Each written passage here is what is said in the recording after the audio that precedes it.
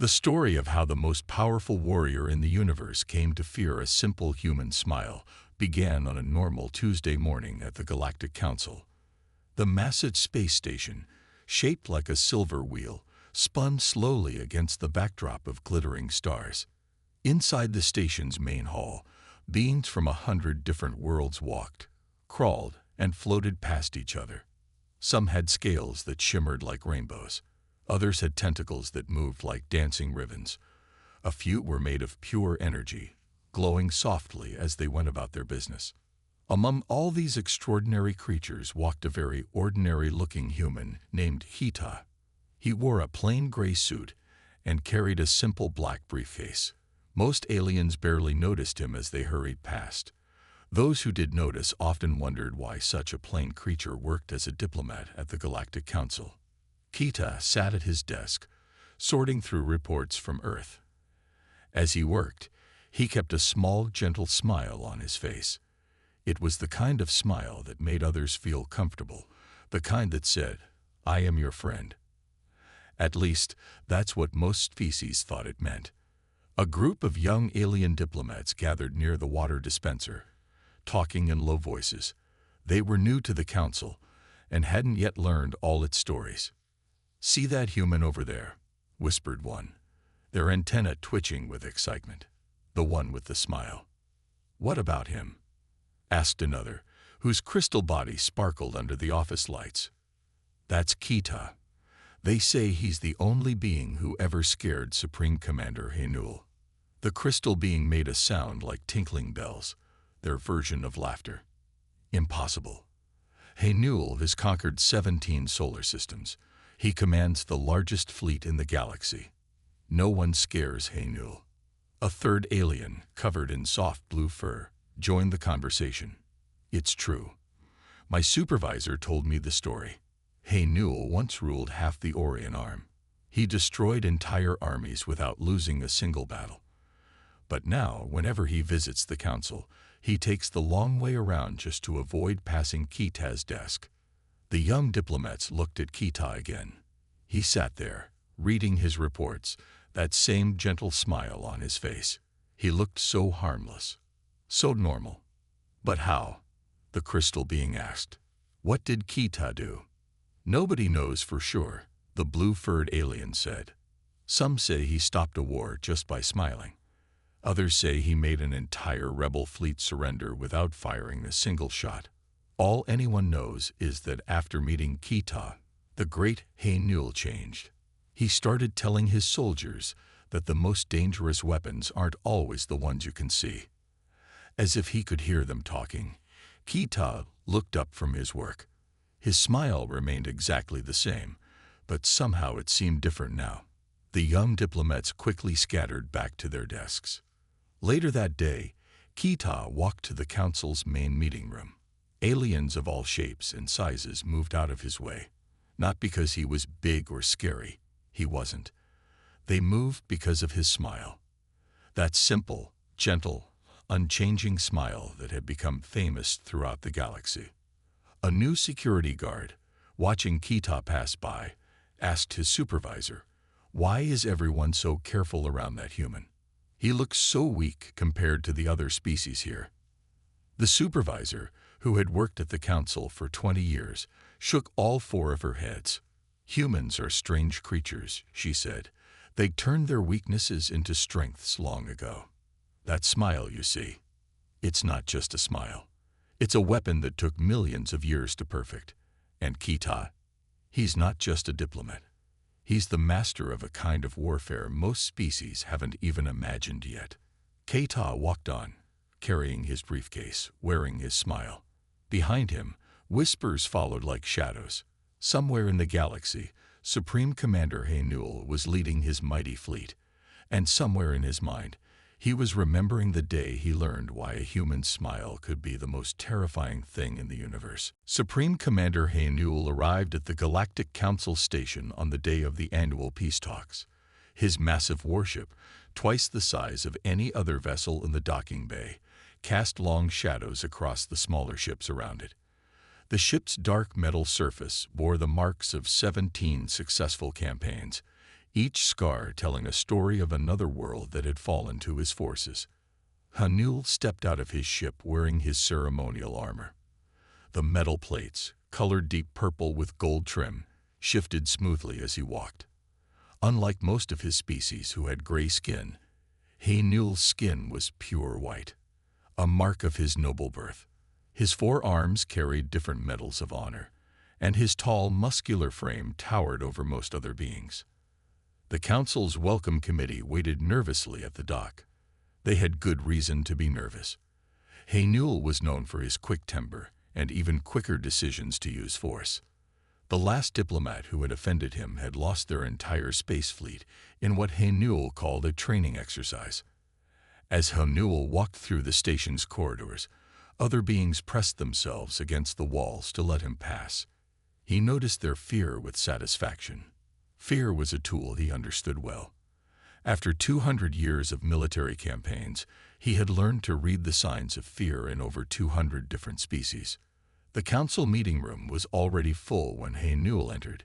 He took his seat at the high table, where the most powerful leaders sat. The room fell silent. Even the floating gas beings, who usually made constant whistling sounds, went quiet. Then Kita walked in. Hanul had studied the files of every important person at the council, but he had paid little attention to this human diplomat. Now, watching Kita walk to his seat, Hanul felt something odd. The human moved with a calm confidence that seemed out of place for such a physically weak species. Kita looked up and met Hanul's 4 eyes. He smiled. Hanul blinked all his eyes at once. In his long military career, he had learned to read the body language of countless species. A raised tentacle meant anger in one species and joy in another. 3 blinks could mean a death threat or a marriage proposal, depending on who was doing the blinking. He had learned all these signals, mastered them, used them to his advantage in battle. But this smile, this simple human smile, he couldn't read it. The meeting began.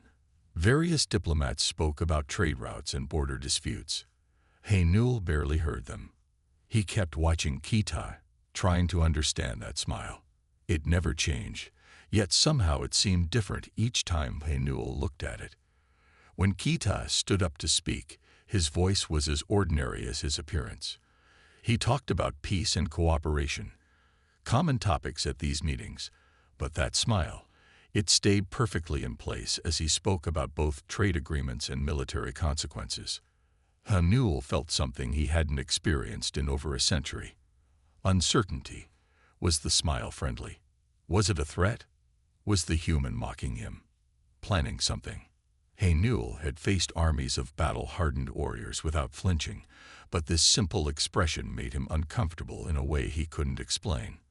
After the meeting, Hanul watched Kita leave the room. The human turned at the door and gave Hanul one last smile. Exactly the same as before, yet somehow completely different.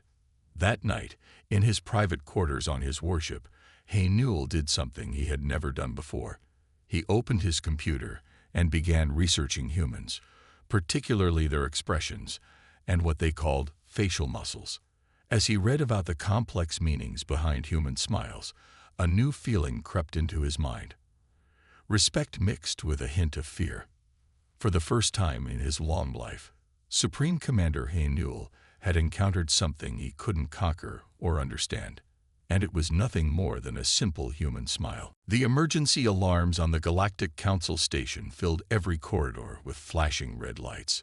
A group calling themselves the Starbreakers had taken control of the station's lower levels. They threatened to destroy the station's main reactor unless their demands were met. Supreme Commander Hanul stood in the emergency command center, watching security feeds from the lower levels. His 4 arms were crossed over his chest as he observed the terrorists. A mix of different species armed with advanced weapons. They had placed explosive devices throughout the reactor chamber. "We should send in my elite forces," Hanul said to the Council's security chief.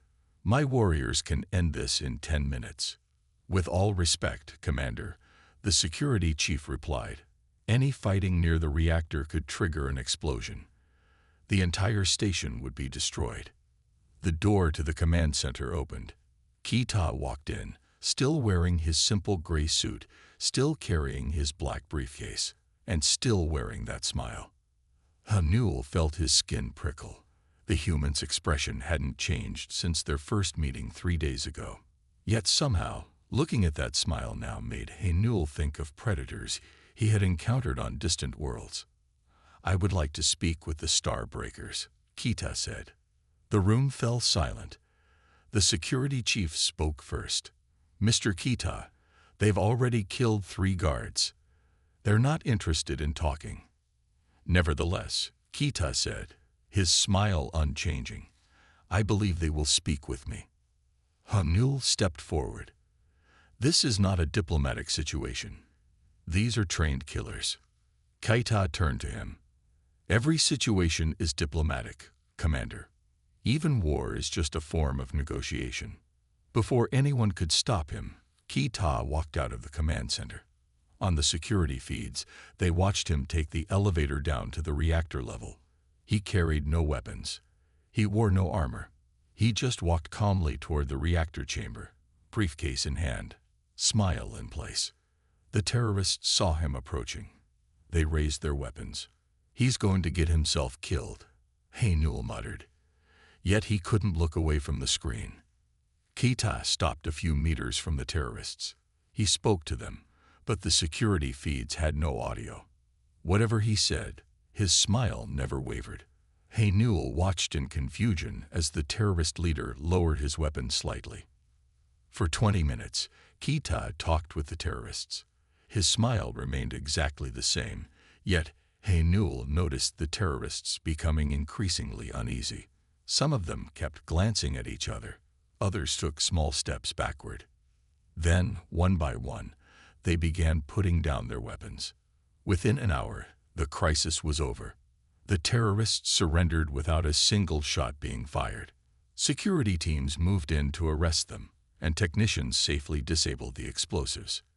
Later, Hanul found Kita in the station's observation deck, looking out at the stars. "How did you do it?" Hanul asked. Kita turned to him, still smiling. "I simply told them the truth." "What truth?" "That they had made a terrible mistake. That they had revealed themselves. That now we knew who they were, who their families were, who their friends were." Kita's smile remained perfectly steady as he spoke.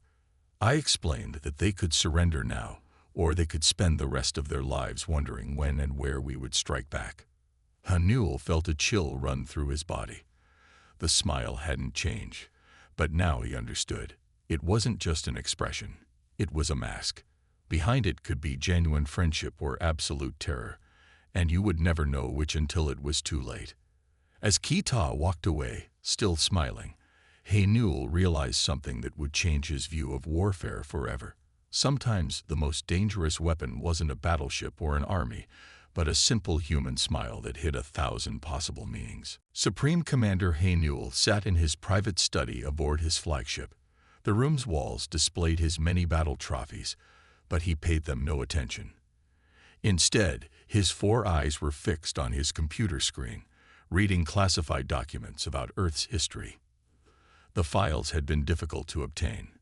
Earth was a protected world, and much of its history was restricted. Hanul had used all his influence to gain access to these records. Now, as he read them, he understood why they were kept secret. The document on his screen showed images of ancient human warriors. They were smaller and weaker than many species, yet they had survived against enormous predators. They had no natural weapons, no claws, no poison, no armor. But they had something else. They had learned to fight with their minds long before they made their first weapons. Hanul read about human wars. Unlike other species who fought only for resources or territory, humans had developed something called psychological warfare.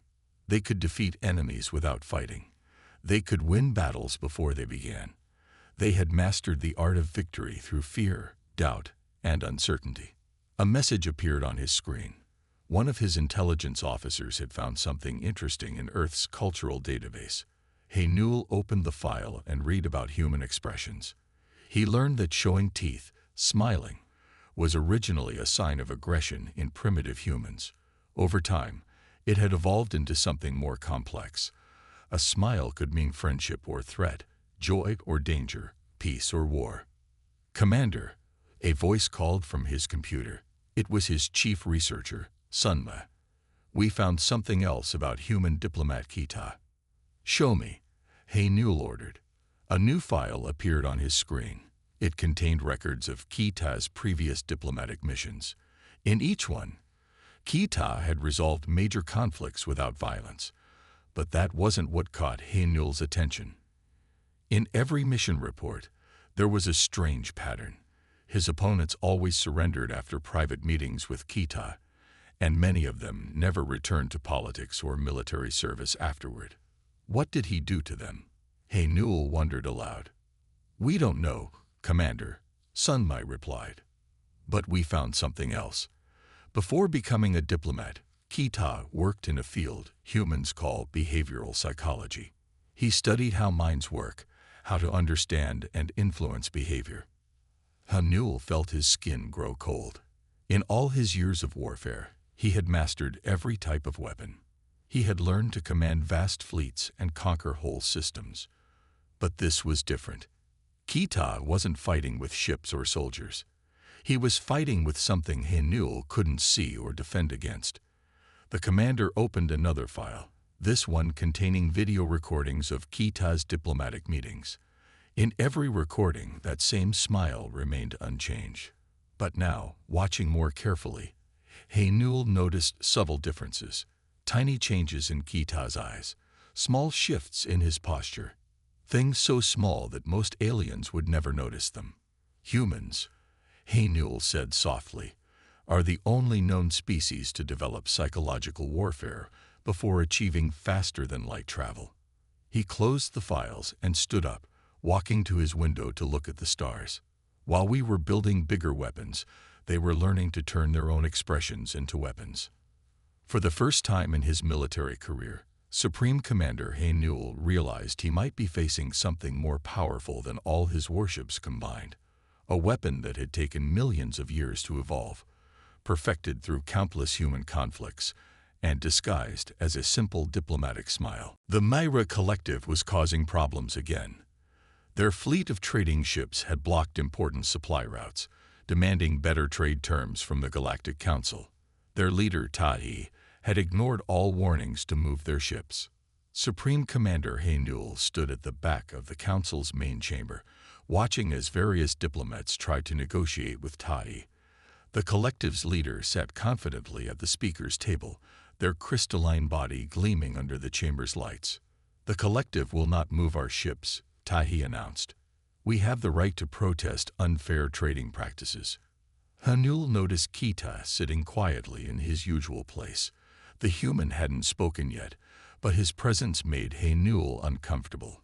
After studying Earth's history, Haynul watched Kita differently now. He noticed things he had missed before. When Kita finally stood to speak, his familiar smile was in place. The collective raises some interesting points, he said, walking slowly toward Tahi's table. Perhaps we should discuss this in more detail.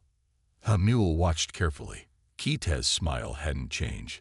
It looked exactly the same as always. Yet somehow, it seemed different. There was something predatory about it now, though Haynul couldn't explain exactly what had changed. What is there to discuss? Tahi asked. We have made our demands clear. Kita placed his briefcase on Tahi's table. His smile remained perfectly steady. Did you know that the collected ships are currently blocking 17 different trade routes? He asked conversationally. 17 is an interesting number. It reminds me of another number, the number of your trading partners who have complained about certain irregular practices by the collective. Tahi's crystalline body flickered slightly, a sign of concern in their species. What are you suggesting? I'm not suggesting anything, Kita replied, still smiling. I'm simply sharing some interesting information. For example, did you know that under council law, if a trading group is found guilty of illegal practices, all their past contracts can be reviewed? Every transaction from the past 10 years can be examined. Every partner can be questioned. Every hidden account can be found. The chamber had grown very quiet. Haynul watched as Kita's smile remained exactly the same, yet somehow became more intense.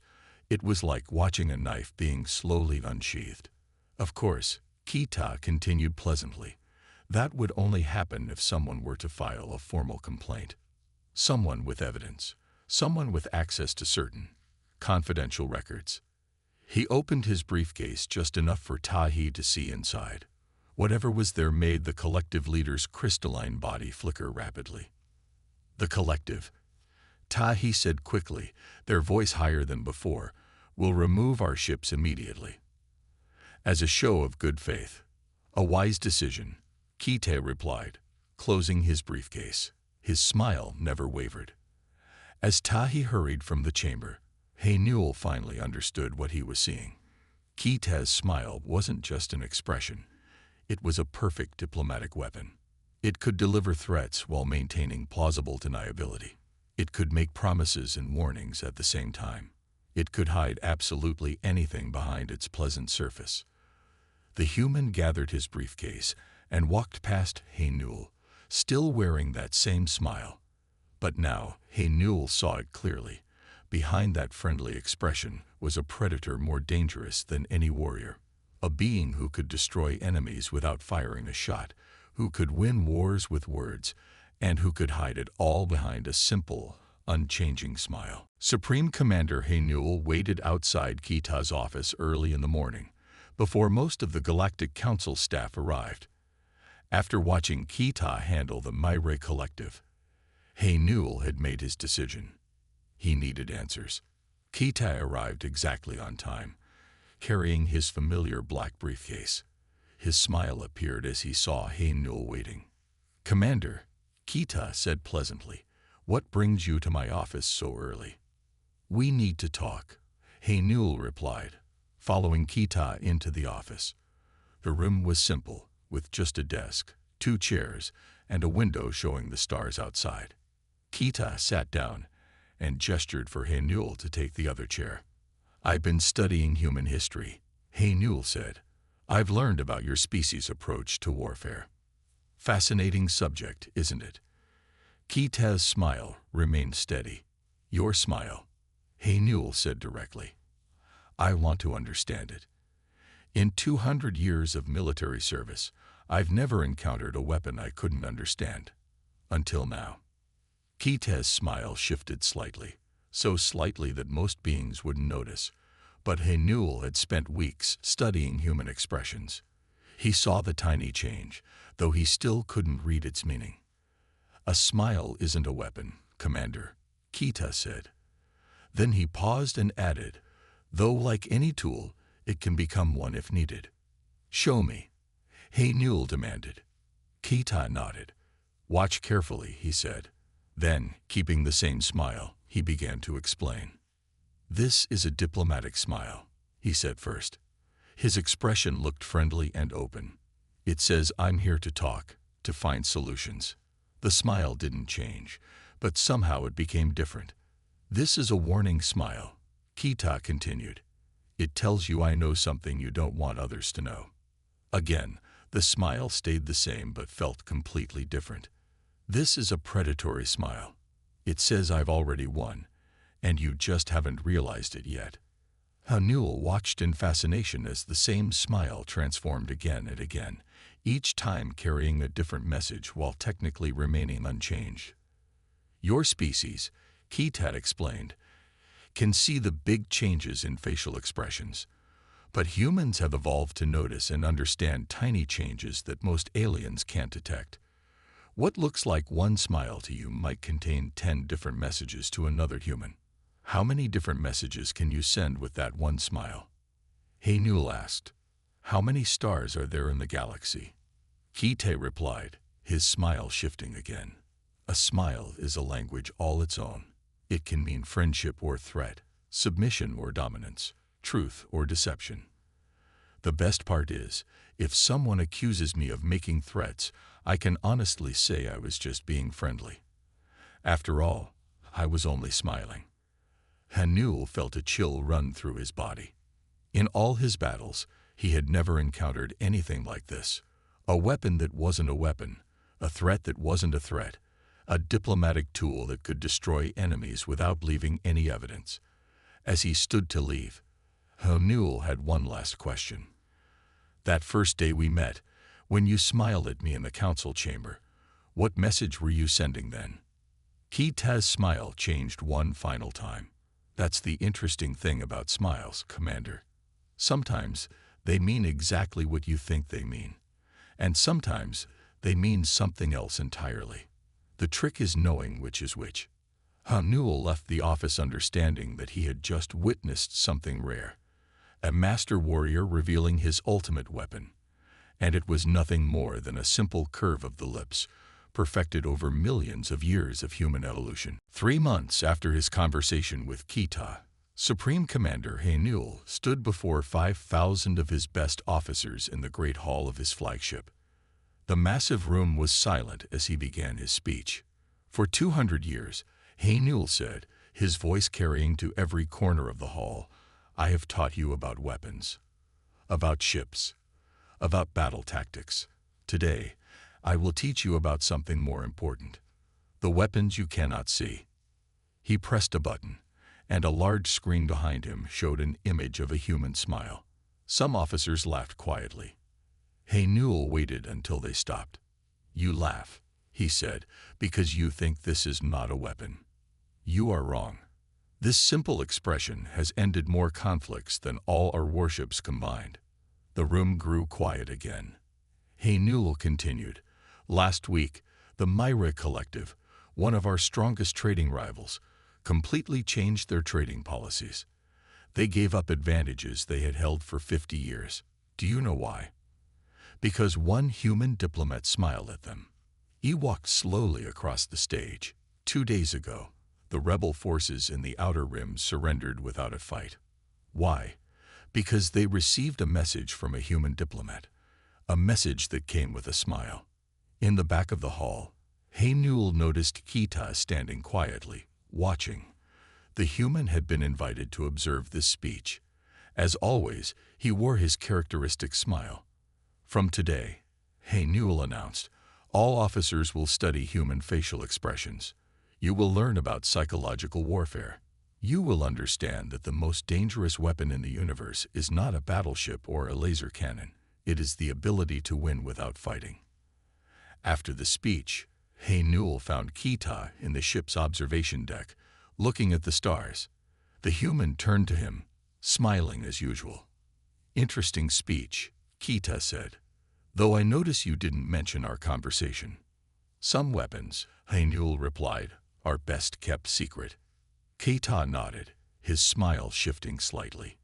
You understand now, don't you? Why humans survived despite being physically weaker than most species. Why we became such successful diplomats. Yes, Hanul said. You turned your greatest weakness into your greatest strength. While other species developed natural weapons, your species developed psychological ones. You learned to hide your intentions behind friendly expressions. You made your smile into both a shield and a sword.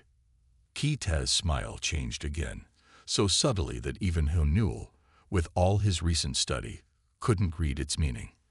The best weapon, Kita said, is the one your opponent doesn't know you're using. As Kita left the observation deck, still smiling his unchanging smile, Hanul thought about how this simple human expression had changed his understanding of warfare forever. He had learned that true power wasn't always about strength or weapons or fleet size. Sometimes, it was about a simple smile that could mean 1,000 different things. The story spread through the galaxy, how the great Supreme Commander Hanul, conqueror of 17 systems, had learned to fear a human smile. But what they didn't know was that Hanul didn't really fear the smile itself. He feared what it represented. The knowledge that somewhere, hidden behind that friendly expression, might be the most sophisticated weapon the galaxy had ever seen.